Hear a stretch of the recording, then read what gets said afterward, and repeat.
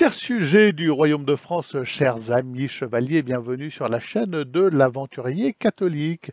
À bord du Deneb, toujours ancré en baie de Saint-Pierre, c'est un mouillage très agréable. L'eau est lisse, alors parfois un peu houleuse, mais bon, ça reste un mouillage très agréable. Cette nuit à 2 heures du matin, je montais sur le pont pour dire une dizaine de chapelets. Dans le cadre de la prière d'autorité, je vous engage, lorsque vous vous réveillez vers 2 heures, que vous émergez de votre sommeil, à prier. C'est à ce moment-là que vous prenez autorité sur les méchants qui veulent détruire la France, détruire notre pays, détruire nos familles et les ennemis du Christ d'une manière générale, ou nous imposer des lois de mort telles l'euthanasie, la mort pour tous, au nom du droit à mourir ou du droit à je ne sais quelle dignité. Je vous rappelle que la plus grande dignité est de mourir en état de grâce et non pas de se suicider sous prétexte d'une souffrance quelconque.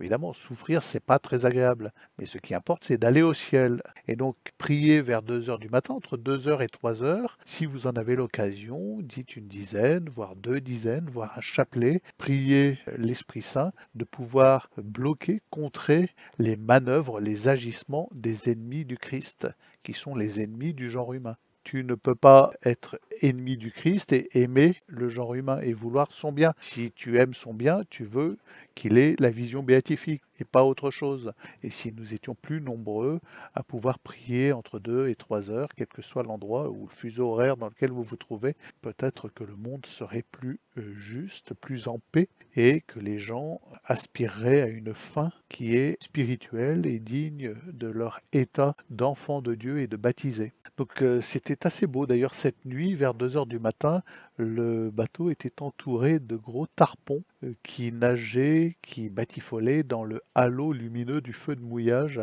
Le tarpon est un poisson magnifique qui peut mesurer jusqu'à 1 mètre, recouvert de grosses écailles grises, un poisson extrêmement puissant. Cette nuit, il y en avait plusieurs autour du bateau. C'était assez beau, un beau spectacle.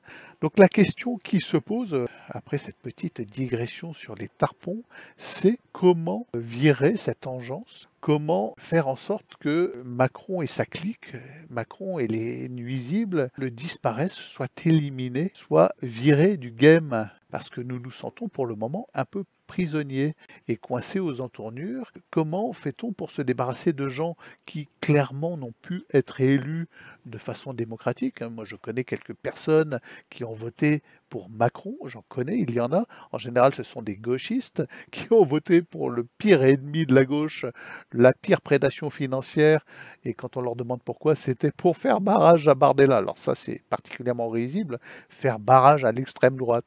Donc ces gens sont consternants de, on va pas dire de naïveté, parce que là, ça confère à la bêtise profonde, la bêtise congénitale, hein. On est dans l'idiocratie.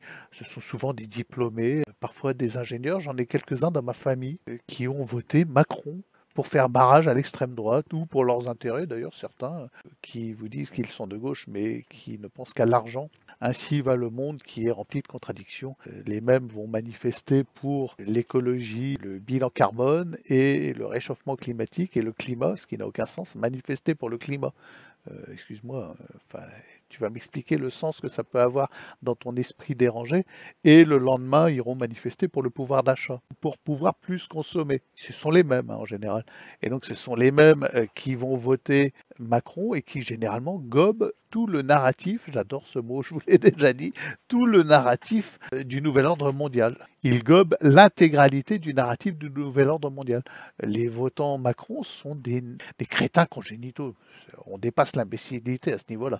Donc ils répètent toute la propagande, bien en tête, le méchant Poutine, le méchant Trump, le gentil Bergoglio, pape de gauche, qui pratique l'ouverture aux entournures et la multiplicité des religions LGBTQ et le nouvel âge sanitaire écolo. Voilà, la nouvelle religion bergoglienne, excusez-moi, et qui vont accepter d'envoyer leurs enfants à la guerre pour faire rempart à l'affreuse Russie.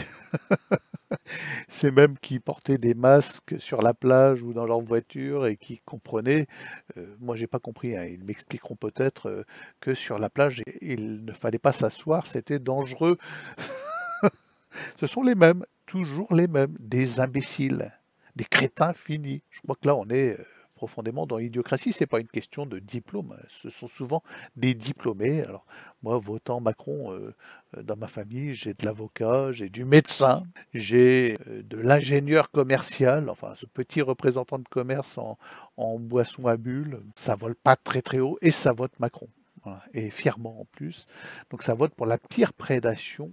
Mais alors la question qui se pose, c'est comment se débarrasser de cette engeance diabolique qui nuit au genre humain, dont la seule mission n'est pas le bien commun, mais la nuisance. Et ils en sont conscients. Si vous vous posez la question pourquoi Macron agit comme cela, pour nuire. Alors, on ne peut pas se débarrasser d'eux de façon démocratique, hein. Il n'y a pas d'issue démocratique. C'est pour ça que moi, je ne suis pas démocrate. La seule issue est dans le nom du Seigneur et il faut entrer en désobéissance civile. Je vous donne un exemple basique, facile à réaliser.